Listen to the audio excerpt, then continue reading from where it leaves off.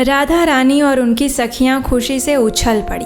आखिर उन्होंने भी कृष्ण की ही तरह मोती उगाए थे। उस पेड़ के बीज अंकुरित हो चुके थे और बस कुछ ही समय में मोती भी बाहर आ जाएंगे। यही सोच सोचकर वे सब हर्षित हो रही थी, लेकिन उनके आनंद के पल अधिक समय तक नहीं रह पाए। जानते हैं क्यों? क्योंकि कन्हैया वहां आ चुका था। उसने नजदीक जाकर उन पेड़ों को देखा और जोर से हंसते हुए बोला, अरे ये मोती नहीं, जंगली जहरीले बेर के बीज है। बस यही सुनना था कि राधा, ललिता और विशाखा सबके मुख पर उदासी छा गई। वे सब फिर एक बार हार चुकी थी कृष्ण के सामने, और अब फिर से कृष्ण और उनकी टोली उनका मजाक उड़ाने के लिए तैयार थी। लेकिन ऐसा हुआ नहीं। तो फिर क्या हुआ, जानना चाहते हैं? तो चलिए आने वाले इस राधाष्टमी पर्व पर सुनते हैं श्रीमती राधा रानी की ये मनोहर लीला।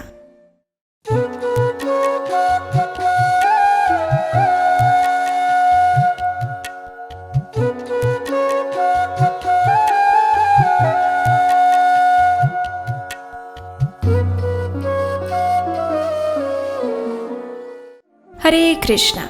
आज राधा रानी और उनकी सखियां अत्यंत प्रसन्न थी, और क्यों ना होती। आज उन्हें एक महत्वपूर्ण कार्य जो करना था, और वो था स्वयं के लिए सुंदर मोतियों की माला और हार बनाने का कार्य। आखिर दिवाली बस कुछ ही दिनों में तो आने वाली थी। तो बस आज सुबह सुबह वे सभी एकत्रित हो गई थी माल्य हरि कुंड के पास। और जानते हैं ये सब आज इस विशेष स्थान पर क्यों एकत्रित हुई थी?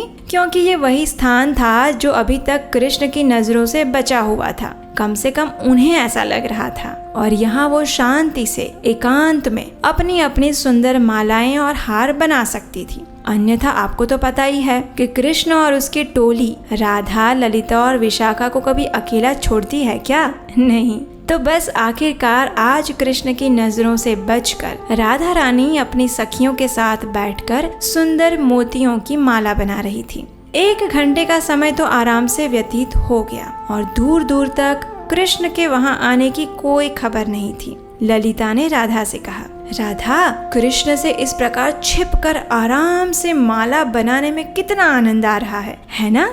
वे सब हमें ढूंढ रहे होंगे और उनको पता भी नहीं चलेगा कि हम सब यहाँ बैठी हुई है। इस प्रकार बातें करते हुए वे सब आपस में प्रसन्न हो रही थी, और बस उनकी खुशी का अंत आ गया। न जाने कहाँ से, लेकिन एक मीठी सी आवाज आई, राधा, तो तुम यहाँ हो? जैसे ही राधा और उसकी सखियों ने ऊपर देखा तो वहाँ कन्हैया अपनी पूरी टोली के साथ उन सब के सिर पर मंडरा रहा था। कन्हैया की पूरी टोली ने राधा और उसकी सखियों को घेर लिया था। वे सब उन्हें घूर घूर कर देख रहे थे। अब ये देखकर राधा और उसकी सखियों को समझ नहीं आया कि आखिर इस स्थान का पता उसे कैसे चला। इस स्थान पर तो वो कभी नहीं आया है। कहीं उसके किसी गुप्तचर ने तो उसे ये सूचना नहीं दी होगी। अभी तो राधा रानी ये सोच ही रही थी कि कृष्ण ने दूसरा प्रश्न पूछा, राधा, ये तुम क्या कर रही हो? तो राधा रानी ने एकदम साधारण भाव से कहा, कुछ नहीं, ये थोड़े मोती पड़े हुए थे मेरे पास, तो बस मैं उसी को पिरो रही हूँ। हाँ, अरे कृष्ण ये कीमती मोती उन सभी से मांग ना ले, इसलिए उन्होंने ऐसे ही दिखावा किया, मानो ये बड़े साधारण मोती थे। और क्यों नहीं, आखिर राधा रानी के ये मोती इतने कीमती जो थे, जिसे उन्होंने अपनी माता के पास से विशेष रूप से दिवाली में पहनने के लिए मांगे थे। लेकिन जैसे ही कृष्ण ने थोड़ा और पास आकर देखा तो उसके चेहरे पर एक बड़ी सी मुस्कान आ गई। तुरंत उसने राधा से कहा, अरे वाह, ये तो बड़े ही सुंदर मोती है। क्या तुम इन्हें मुझे अपनी गायों के लिए माला बनाने के लिए दे सकती हो? इन मोतियों की माला पहनकर मेरी गायें भी दिवाली पर बड़ी सुंदर दिखेगी। जैसे ही राधा रानी और उनकी सखियों ने ये सुना तो उनके चेहरे पर क्रोध की ज्वाला फूटने लगी। इतने मूल्यवान मोती, और वो भी गायों को पहनाने के लिए, कभी नहीं। ललिता ने तुरंत कृष्ण को डांटते हुए कहा, कृष्ण, जाओ यहाँ से, हमारे पास बहुत कार्य है, हम अपने मोती तुम्हें नहीं दे सकते। तो कृष्ण ने कहा, अरे नहीं, मुझे अधिक मोती नहीं चाहिए, सिर्फ 2 मालाएं बनाने के लिए चाहिए, जो मैं अपनी प्रिय गायों को पहनाऊंगा। लेकिन तभी सारी गोपियां चिल्ला उठी, हमारे मूल्यवान मोती तुम्हारी गायों के लिए नहीं है, समझे? हम 2 माला तो क्या, 1 मोती भी तुम्हें नहीं दे सकते, जाओ यहाँ से। ये सुनकर कृष्ण को बड़ा दुख हुआ हर बार तो वो उनसे छीना झपटी करके चीजें लेकर भाग जाता था, लेकिन आज उसका चेहरा उदास हो गया था। उसने कुछ नहीं कहा और चुपचाप वहां से चला गया। ये देखकर राधा रानी को बड़ा आश्चर्य हुआ और दुख भी। आखिर कृष्ण को ऐसे उदास वो कैसे देख सकती थी। अब कन्हैया और उसकी पूरी टोली जा चुकी थी और सभी गोपियों ने फिर से अपनी अपनी मालाएं बनाना प्रारंभ किया, लेकिन राधा को अब ये माला बनाने में कोई उत्साह नहीं आ रहा था, क्योंकि उन्हें अब कृष्ण की चिंता होने लगी थी। कुछ ही समय में उनके पास कृष्ण की टोली से एक सखा आया और वो था मधुमंगल। उसने गोपियों से बड़े ही गंभीर स्वर में कहा, कृष्ण ने मुझे यहाँ आप सबके पास भेजा है और कहा है कि हमें कुछ मटके भरकर दूध चाहिए। ये सुनकर गोपियों ने कहा, अच्छा तो अब तुम्हारे मित्र को मोती नहीं दूध चाहिए, जरा बताना अब वो दूध का क्या करेगा। तो मधुमंगल ने फिर से गंभीरता पूर्वक कहा, क्योंकि आप सभी ने उसे मोती नहीं दिए, इसलिए अब उसने स्वयं मोतियों की खेती करने का निर्णय किया है। अब हम अपने मोती स्वयं उगाएंगे और उससे बनी हुई माला अपनी गायों को पहनाएंगे। तो गोपियों ने एक साथ एक स्वर में कहा, क्या मोती की खेती? क्या कृष्ण को नहीं पता है कि मोती कभी पेड़ पर नहीं उगते, वे तो समुद्र में पाए जाते हैं। तुम्हारा मित्र सच में नादान है मधुमंगल। उन्हें इस प्रकार कृष्ण का मजाक उड़ाते हुए देखकर मधुमंगल ने कहा, आप लोगों ने जब मोती नहीं दिए तो उसने मैया यशोदा के पास से वो मोती लिए हैं और अब कृष्ण ने उन सभी मोतियों को बारीकी से सावधानी पूर्वक जमीन में बो दिए हैं और अब उसे सींचने के लिए हमें दूध की आवश्यकता है। वही लेने के लिए उसने मुझे आप सबके पास भेजा है। ये सुनकर राधा, ललिता, विशाखा और सारी सखियां पेट पकड़कर जोर जोर से हंसने लगी और कृष्ण का मजाक उड़ाने लगी। आखिर राधा रानी ने कहा, मधुमंगल तुम्हें लगता है कि हम अपना कीमती दूध तुम्हारे कृष्ण को देंगे और वो भी मोती उगाने के लिए? कभी नहीं। जाओ, हमारे पास उसे देने के लिए ना तो मोती है और ना ही दूध। अब जाओ यहाँ से। निराश होकर मधुमंगल तो चला गया, लेकिन अब राधा रानी और उनकी सखियों के मन में जिज्ञासा प्रकट हुई, कहीं ये कृष्ण सच में मोतियों की खेती तो नहीं कर रहा? ये जानने के लिए वे सब छिपते छिपाते मधुमंगल का पीछा करते हुए पहुंच गई उस स्थान पर जहां कृष्ण और उसकी टोली मोती उगा रही थी। वहाँ की जमीन को अच्छे से जोता गया था, सफाई से उसमें मोती बोए गए थे और मधुमंगल ने जब कृष्ण से कहा कि राधा रानी और अन्य गोपियों ने उसे दूध देने से मना कर दिया है, तो कृष्ण ने क्रोध में आकर जमीन पर पैर पटका और कहा, कोई बात नहीं, ये सभी गोपियां बाद में पछताएगी। जब हमारे मोती उग जाएंगे ना, तो फिर तुम देखना मधुमंगल, इन सब को अपने इस अभिमान पर प्रायश्चित करना पड़ेगा। कोई बात नहीं, हम मैया यशोदा से ही दूध मांग कर आते हैं, चलो। ये कहकर कन्हैया और उसकी टोली पहुंच गई यशोदा मैया के पास। मैया यशोदा के पास से वे सब बड़े बड़े मटके भरकर दूध ले आए और जहाँ मोती बोए थे उस जमीन को सींचने लगे। कृष्ण और उसके मित्र प्रतिदिन आकर इस जमीन को दूध से सींचते रहे और राधा रानी और अन्य सखियां प्रतिदिन पेड़ के पीछे छिपकर उन्हें देखती रही।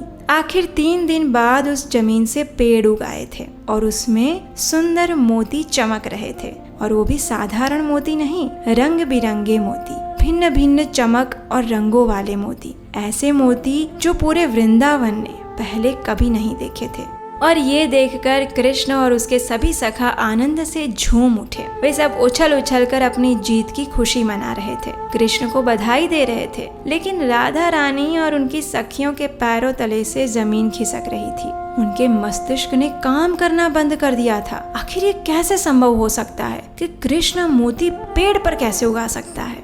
और अब बारी थी कन्हैया और उनकी टोली द्वारा उनका मजाक उड़ाने की। और विश्वास करिए, कृष्ण और उनके सखाओं ने गोपियों का मजाक उड़ाने में कोई कसर नहीं छोड़ी। जब राधा ने ये सुंदर मोती देखे तो उससे रहा नहीं गया और कृष्ण से जाकर उसने कहा, कृष्ण, ये तो बड़े ही सुंदर मोती है, क्या तुम उसमें से कुछ हमें दे सकते हो? अब राधा रानी ने जल्दी जल्दी में ये बोल तो दिया, लेकिन बाद में उन्हें कृष्ण का जवाब सुनकर अफसोस हुआ कि आखिर उन्होंने कृष्ण से ये मोती क्यों मांगे। कृष्ण ने कहा, नहीं राधा नहीं, ये मोती मैंने अपनी गायों के लिए उगाए हैं और उनकी मालाएं बनने के बाद भी अगर ये मोती बच जाएंगे ना तो मैं उसे अपने मोर और बंदर मित्रों को दे दूंगा। लेकिन क्षमा करना, तुम्हें देने के लिए मेरे पास ना तो मोती है और ना ही और कुछ। जैसे ही राधा रानी ने ये सुना तो उन्हें बड़ा क्रोध आया। उन्होंने कहा, ठीक है, रखो अपने मोती अपने पास, मैं अपने मोती स्वयं उगाऊंगी। और जैसे ही राधा रानी जाने लगी तो पीछे से कृष्ण की टोली उनका मजाक उड़ाते हुए जोर जोर से हंसने लगी।